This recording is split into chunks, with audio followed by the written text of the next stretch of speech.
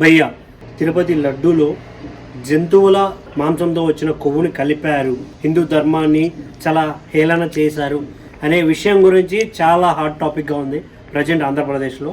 చాలా మంది దీని మీద రియాక్ట్ అవుతున్నారు. అలాగే నిన్న జరిగిన సత్యం సుందరం అనే సినిమా ప్రీ రిలీజ్ ఈవెంట్ లో కార్తీక్ గారు ఒక మాట అన్నారు, లడ్డు కావాలా నాయన ఓ లడ్డు అనేది చాలా సెన్సిటివ్ టాపిక్ అనే మాట అయితే వదలడం జరిగింది. దీనిపైన పవన్ కళ్యాణ్ గారు రియాక్ట్ అయ్యారు. కార్తీక్ గారు, మీరంటే మాకు చాలా గౌరవం ఉంది, మీ సినిమాలన్నా చాలా గౌరవం ఉంది, మాట్లాడే ముందు 10 సార్లు ఆలోచించి మాట్లాడండి.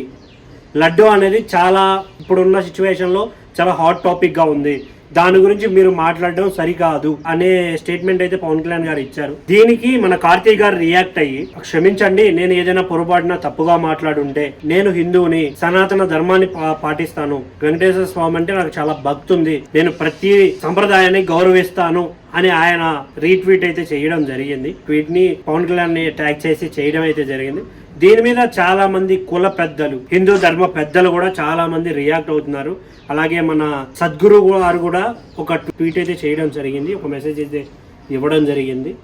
ఇది చాలా సిగ్గుచేటు. మనకి రాజకీయ నాయకులు, ప్రభుత్వం నడిపేవారు కాకుండా ఎవరైతే హిందూ ధర్మాన్ని పాటిస్తున్నారో, ఎవరైతే హిందూ ధర్మానికి అనుసరిస్తున్నారో వాళ్ళు మాత్రమే దేవస్థానాల్లో నడిపిస్తే ఇంకా పవిత్రత పెరుగుతుంది అనే మాట అయితే ఆయన చెప్పడం జరిగింది, సద్గురు గారు. దీనిపైన అంటే ఈ జరిగిన థింగ్ మొత్తం సింపుల్ థింగ్. కార్తీక్ గారు అన్నారు, దానికి పవన్ కళ్యాణ్ గారు రీట్వీట్ ఇచ్చారు.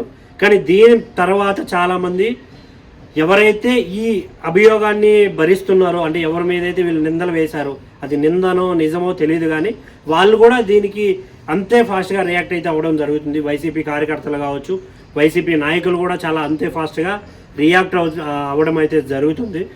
అయ్యిందని వీళ్ళు అంటున్నారు, అవ్వకూడదని నేను అనుకుంటున్నాను. ఎందుకంటే ఎన్నో కోట్ల మంది భక్తి ఆయన్ని నమ్ముతున్నారు. ఆయన ఇలా జరిగిందంటే చాలామంది తట్టుకోలేరు. సో ఇది నిజం అవ్వకూడదు అని నేను అనుకుంటున్నాను.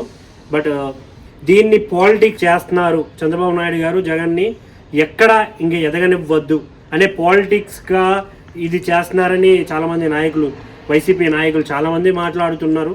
బట్ ఇది నిజంగా జరుగుంటే మాత్రం డెఫినెట్గా వాళ్ళకి శిక్ష పడాలి అనేది నా పాయింట్.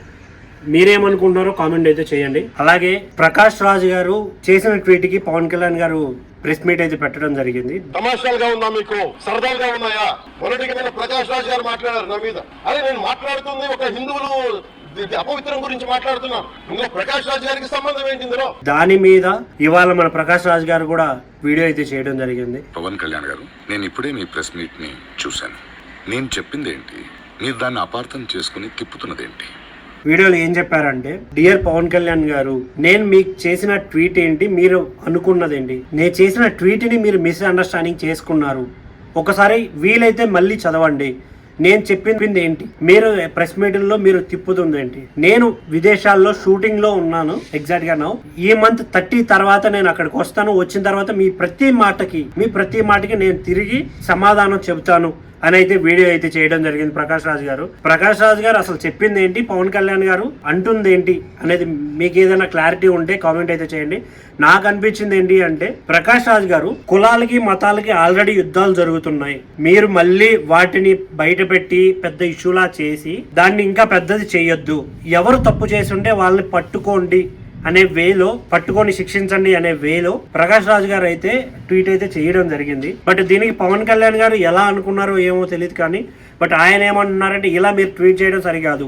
దీనిపైన పవన్ కళ్యాణ్ గారి కంటే ముందు మంచు విష్ణు గారు ట్వీట్ అయితే చేయడం జరిగింది. సో చూద్దాం ఏమవుతుంది అనేది కూడా అర్థం కావట్లేదు. వీళ్ళు ఒకప్పుడు వీళ్ళని చూసి ఇన్స్పైర్ అవ్వాలి మన వీళ్ళందరూ ఇప్పుడు ప్రతిరోజు ఏదో ఒక న్యూస్లోనో ఏదో ఒక విషయంలోనో ఇలా నోరు జారడం జరుగుతూ ఉంది. మీరేమనుకుంటున్నారు, అది నిజంగా జరిగి ఉండొచ్చా, జరగకపోయి ఉండొచ్చా, తప్పు ఎవరిది అని మీకు అనిపిస్తుందో కామెంట్ అయితే చేయండి. Thank you.